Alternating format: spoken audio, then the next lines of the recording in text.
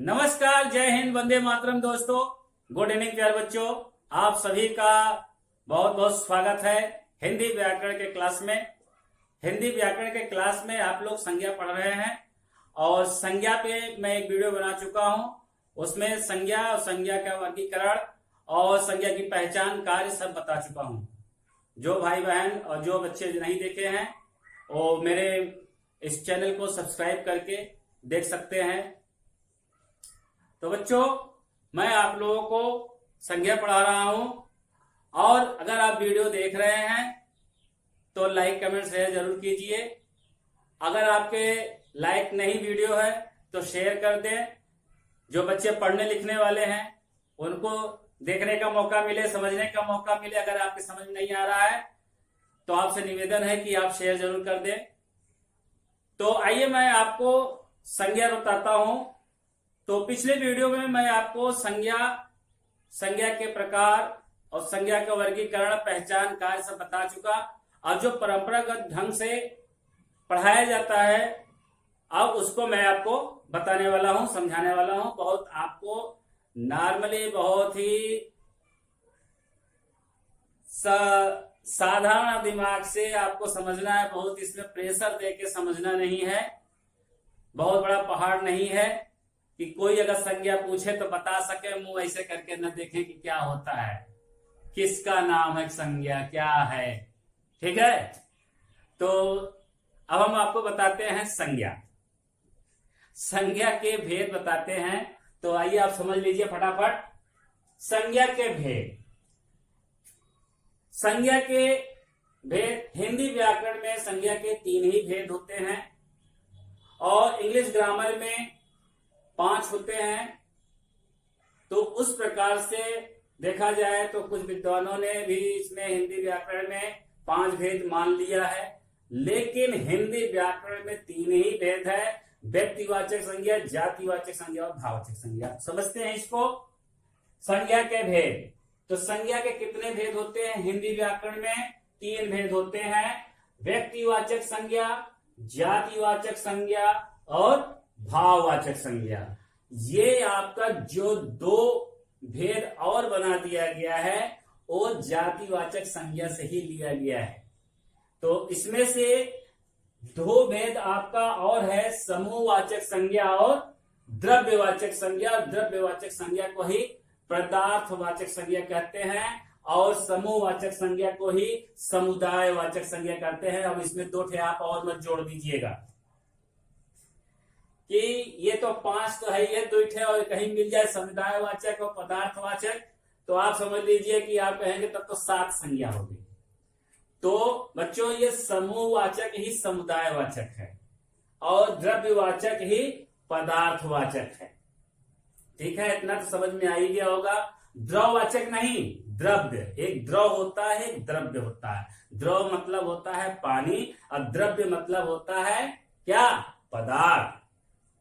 तो इसमें जो है आप देखते हैं कि पदार्थ की 3 अवस्थाएं होती हैं। साइंस में आप पढ़ते होंगे। पदार्थ की 3 अवस्थाएं होती हैं, द्रवस्था और ठोस अवस्था, द्रव अवस्था और गैस अवस्था। ठीक है, ठोस अवस्था, द्रव अवस्था और गैस अवस्था। ठीक, तो ठोस अवस्था में आपका जो ईटा, पत्थर और डेस्क, बेंच, ये जो ठोस है ये ठोस में आ जाएगा। और द्रव में आप जान ही रहे हैं, पानी है, तेल है, घी है, दूध है, ये द्रव में आ जाएगा। और गैस में आप जान ही रहे हैं, कार्बन डाइऑक्साइड और गैसें जो है, ऑक्सीजन, ये सब जो है गैस अवस्था है। तो ये पदार्थ की जो अवस्था है ये आपका क्या है? द्रव्य। तो इसी में आपका जो है सब जो बताया जाता है तो ये द्रव्य में ही बताया जाता है, ये द्रव्य के अंदर ही आता है। जो पदार्थ के जो नाम लेंगे वो आपका चाहे 3 अवस्था किसी का भी नाम लेंगे, ये पदार्थ अवस्था में ही आएगा, पदार्थवाचक संज्ञा में ही आएगा। तो इसमें से देखिए आप किस प्रकार से 5 संज्ञा हो गया। व्यक्तिवाचक संज्ञा, जातिवाचक संज्ञा, भाववाचक संज्ञा, समूहवाचक संज्ञा को ही समुदायवाचक संज्ञा कहते हैं और द्रव्यवाचक संज्ञा या पदार्थवाचक संज्ञा। तो ये आपके 5 भेद हुए, जिसको इंग्लिश में कहते हैं व्यक्तिवाचक संज्ञा कहते हैं प्रॉपर नाउन, जातिवाचक संज्ञा कहते हैं कॉमन नाउन, और भाववाचक संज्ञा कहते हैं एब्स्ट्रैक्ट नाउन, समूहवाचक संज्ञा कहते हैं कलेक्टिव नाउन, और द्रव्यवाचक संज्ञा कहते हैं मटेरियल नाउन। आप इसको थोड़ा से समझते हैं, ठीक है, बहुत विस्तृत में नहीं, बहुत शार्ट में समझाऊंगा, बहुत सरल ढंग से समझाऊंगा।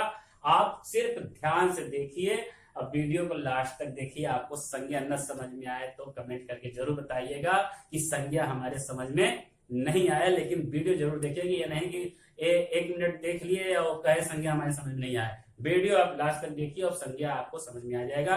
पहला वीडियो दूसरा वीडियो मिलाकर देखेंगे तो आपको संज्ञा कभी भूलेगा नहीं। तो सबसे पहले आपका है व्यक्तिवाचक संज्ञा। इसको समझते हैं व्यक्तिवाचक संज्ञा होता क्या है।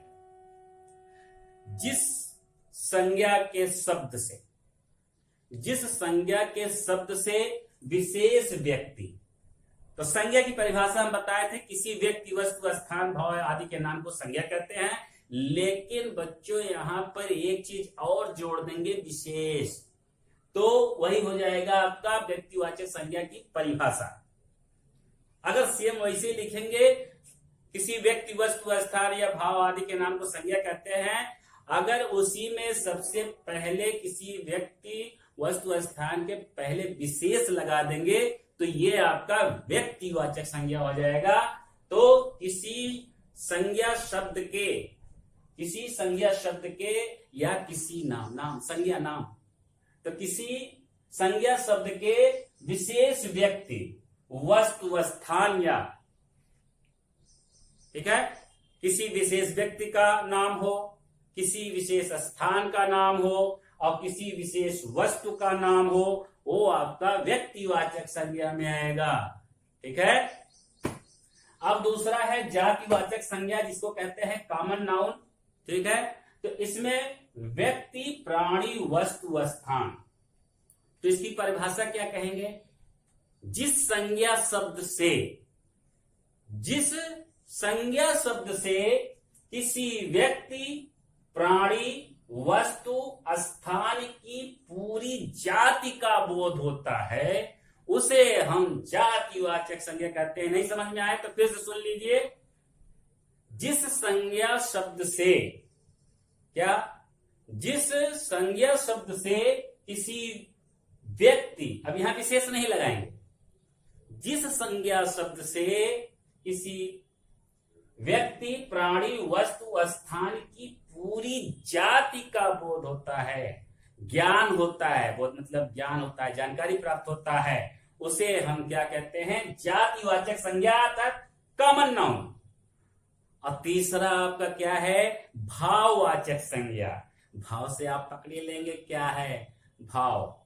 तो जिस संज्ञा शब्द से भाव, गुण या अवस्था का बोध होता है या पता चलता है या जानकारी होती है, उसे हम भाववाचक संज्ञा कहते हैं। क्या, जिस संज्ञा शब्द से भाव, गुण, अवस्था की हमें जानकारी होती है, हमें ज्ञान होता है, हमें बोध होता है, उसे हम क्या कहते हैं, भाववाचक संज्ञा। और समूहवाचक संज्ञा किसे कहते हैं, जिस संज्ञा शब्द से किसी समुदाय या समूह का ज्ञान हो, ठीक है। जिस संज्ञा शब्द से किसी समूह का ज्ञान हो या समुदाय का ज्ञान हो, उसे हम समूहवाचक संज्ञा कहते हैं। और पांचवा आपका है द्रव्यवाचक संज्ञा या पदार्थवाचक संज्ञा। तो जिस संज्ञा शब्द से किसी पदार्थ का ज्ञान होता है या पदार्थ का बोध होता है, जिस संज्ञा शब्द से किसी पदार्थ का बोध होता है या द्रव्य का बोध होता है, उसे हम द्रव्यवाचक संज्ञा कहते हैं। और द्रव्य की हम बता दें 3 अवस्थाएं होती हैं। तीनों अवस्थाओं में अगर किसी का भी उस पदार्थ में नाम लेंगे तो वो द्रव्यवाचक संज्ञा में आएगा। इतना तो समझ में आ गया। अब हम कुछ उदाहरण से समझते हैं, तो कुछ उदाहरण देख लेते हैं। उदाहरण, व्यक्तिवाचक संज्ञा। तो व्यक्तिवाचक संज्ञा में कुछ विशेष व्यक्तियों का नाम होगा, नदियों का नाम होगा, झीलों का नाम होगा, पहाड़ों का नाम होगा, मतलब व्यक्तिवाचक संज्ञा में नाम होगा। अगर बच्चों हम कह दिए पहाड़, तो पहाड़ ये क्या होगा, जातिवाचक संज्ञा में आ जाएगा। अगर किसी पहाड़ का हम नाम ले लिए हिमालय, तो ये आपका व्यक्तिवाचक संज्ञा में आ जाएगा, क्योंकि वो पहाड़ जो है, पहाड़ पूरे जाति का बोध करा रहा है। उसमें कौन कौन से पहाड़, जैसे अल्पस का पहाड़ है, हिमालय है और आपका अरावली है। तो इस प्रकार से अगर हम नाम ले लेंगे तो वो व्यक्तिवाचक संज्ञा में आ जाएगा। सिर्फ पहाड़ कह देंगे तो जातिवाचक संज्ञा में चला जाएगा। तो व्यक्तिवाचक संज्ञा में व्यक्तियों के अपने नाम, जैसे तुलसीदास, राम, रहीम, सुरेश, दिनेश, महात्मा गांधी, सुभाष चंद्र बोस, ये आपके व्यक्तियों के नाम हो गए। तो ये किसमें आएंगे, व्यक्तिवाचक संज्ञा में आएंगे। किसी का नाम जो है व्यक्तिवाचक संज्ञा में आएगा। नदियों के नाम, अगर नदी कह दिए तो जातिवाचक संज्ञा में चला जाएगा। अगर किसी नदी का नाम ले लिए, गंगा, यमुना, सरस्वती, घाघरा, इस तरह से अगर नाम ले लिए तो वो आपका व्यक्तिवाचक संज्ञा में आ जाएगा। और पहाड़ों के नाम तो बता दिए, और झीलों के नाम अगर ले लिए, अगर झील कह दिए वो जातिवाचक संज्ञा चला गया। अगर किसी का नाम ले लिया, डल झील, बैकाल झील, इस तरह से अगर नाम ले लिए तो वो आपका व्यक्तिवाचक संज्ञा हो जाएगा। व्यक्तिवाचक संज्ञा में विशेष नाम ही लिया जाएगा, चाहे वो स्थान का नाम हो, चाहे वस्तु का नाम हो, चाहे किसी व्यक्ति का नाम हो, वो जो है आपका व्यक्तिवाचक संज्ञा ही होगा। जैसे महीनों का नाम, जनवरी, फरवरी, मार्च, अप्रैल। दिनों का नाम, सोमवार, मंगलवार, बुधवार, बृहस्पतिवार। ये कोई नाम अगर ले लेंगे तो ये आपका व्यक्तिवाचक संज्ञा होगा। अगर हम सिर्फ दिन कह दिए तो सिर्फ जाति में चला। तो अब देखिए, यहां देखिए स्थान के नाम। स्थान के नाम जैसे आप जौनपुर, इलाहाबाद, ठीक है। अगर नगर कह दिए सिर्फ, तो आप जान ही रहे हैं। अगर उसमें नाम ले लिए, किसी विशेष नाम ले लिए, इलाहाबाद, महाराष्ट्र, पंजाब, बिहार, इस तरह से अगर नाम ले लिए, देश का नाम ले लिए, अमेरिका, चीन, ब्रिटेन, तो बंगाल, इस तरह से अगर नाम ले लिए तो ये आपका व्यक्तिवाचक संज्ञा होगा। अब आते हैं जातिवाचक संज्ञा में।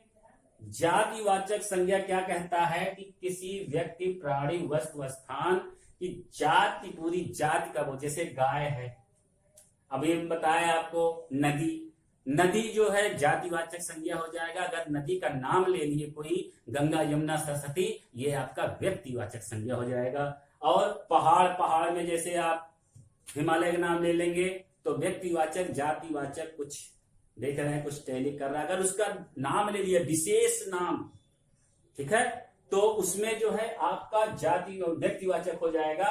और जैसे लड़का है, अब लड़का में तो उसका अगर नाम ले लिए, राम, रहीम, सुरेश, दिनेश, तो ये व्यक्तिवाचक संज्ञा हो जाएगा। अगर जिसका नाम नहीं मालूम होता है तो क्या कहते हैं, हे लड़के सुनो, क्या कहते हैं, हे लड़के सुनो, तो क्या हो जाएगा, जातिवाचक संज्ञा हो जाएगा। लड़के में जो है तो लड़कों का बोध करा देता है, उसकी जात का बोध करा देता है कि हम लड़का है, वो लड़की है, ठीक है।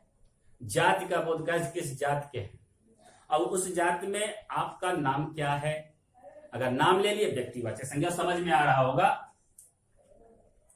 लड़की, लड़का, लड़की, आदमी, औरत, इंसान, मनुष्य, ये सब आपका जाति होगा, जातिवाचक संज्ञा होगी आपकी। और ये भाववाचक संज्ञा में क्या है, तो भाववाचक संज्ञा की परिभाषा क्या है, जिस संज्ञा शब्द से किसी भाव, गुण या अवस्था या आदि का पता चलता है उसे हम भाववाचक संज्ञा कहते हैं। तो जैसे भाव, कृपणता, मित्रता, शत्रुता, ये भाव है। अब गुण क्या है, ईमानदारी, सच्चाई, चतुराई, बुराई, सौंदर्य, कुशलता, ठीक है। जैसा नहीं कहते हो कि बहुत उसका दिमाग बहुत तेज है, क्या है, तेज है, तो उसका दिमाग बहुत तेज है, तो ये उसका गुण है कि उसका बुद्धि बहुत प्रखर है, कुशाग्र है, ठीक है। तो अवस्था, अवस्था क्या है, जवानी है, बुढ़ापा है, बचपन है, ठीक है, ये अवस्था ये आपका क्या है, अवस्था, ये भाव ही है। और जवानी क्या है, अब बुढ़ापा, बचपन, ये सब क्या है, भाववाचक संज्ञा है। समूहवाचक संज्ञा या समुदायवाचक संज्ञा या कलेक्टिव नाउन, इसमें क्या होता है कि जैसे किसी बहुत मतलब ज्यादा संख्या हो, जैसे जानवरों का क्या, जैसे 10 जानवर एक जगह इकट्ठा हो गया, 20 जानवर इकट्ठा हो गया, तो उसको हम कह सकते हैं झुंड। क्या कह सकते हैं, झुंड। ये समूह है। अगर कहिए जानवरों का झुंड, तो ये क्या है, जानवरों का एक समूह है। ठीक है। अब जैसे देखिए नेताजी भाषण दे रहे हैं तो बहुत सी जनता इकट्ठा हो जाती है, तो ये क्या है, भीड़, बहुत भीड़ हो गई, तो भीड़ क्या है, समूहवाचक संज्ञा है। ठीक है। एक कक्षा है, कक्षा में कई लड़के होते हैं, 20-25 लड़के, 10 लड़के, 40 लड़के, तो क्या है, बच्चों का समूह है, विद्यार्थियों का, स्टूडेंट का समूह है, तो ये क्या है, समूहवाचक संज्ञा है। सेना, सेना में एक व्यक्ति तो होता नहीं है, ठीक है, उसमें हजारों की संख्या होती है, 100 की भी संख्या हो सकती है, तो ये एक समूह होगा। और जैसे टीम होता है, टीम, क्रिकेट के टीम होता है, ठीक है, तो क्रिकेट का टीम में जो है एक आदमी तो होगा नहीं, टीम में होंगे 10 से 11 होते हैं खिलाड़ी क्रिकेट में, तो उनका जो एक समूह होगा, तो ये टीम, आपकी टीम जो है समूहवाचक संज्ञा है। गिरोह, अब डाकुओं का गिरोह होता है, तो एक डाकू तो होगा नहीं, तो जब कई डाकू होंगे तो उसको गिरोह कहेंगे, डाकुओं का गिरोह है, चोरों का गिरोह है। तो इस तरह से हम समूहवाचक संज्ञा पहचान लेंगे। अगर झुंड है, भीड़ है, दल है, सेना है, तो ये आपका समूहवाचक होगा, कलेक्टिव नाउन होगा। और इसके बाद आपका 5वां है द्रव्यवाचक संज्ञा है। द्रव्यवाचक संज्ञा में तो आपके जो पदार्थ होते हैं, पदार्थ की 3 अवस्थाएं होती हैं, और तीनों अवस्थाओं में अगर कोई चीज है तो उसका कुछ न कुछ नाम जरूर होगा, चाहे ठोस अवस्था में हो, चाहे द्रव अवस्था में हो, चाहे गैस अवस्था में होगा, तो नाम जरूर होगा। वो किसमें आएगा, द्रव्यवाचक में आएगा, मटेरियल नाउन में, पदार्थवाचक संज्ञा में आएगा, जैसे सोना, चांदी, लकड़ी, ठीक है, ईटा और पारा, आपका जो है दूध, घी, तेल, लकड़ी, सोना, चांदी, ये सब आपका द्रव्यवाचक में आएगा। पदार्थ की जितनी भी वस्तुएं हैं, मतलब जो भी वस्तुएं हैं जो द्रव्य अवस्था, द्रव्य मतलब कि अब बता दिए कि तीनों अवस्थाएं, तीनों का नाम होता है, जो भी पदार्थ होगा सब वो द्रव्यवाचक और पदार्थवाचक में आएगा। इस तरह से ये संज्ञा आपकी खत्म। आपको कैसा लगा, अगर अच्छा लगा तो लाइक, कमेंट, शेयर जरूर करेंगे।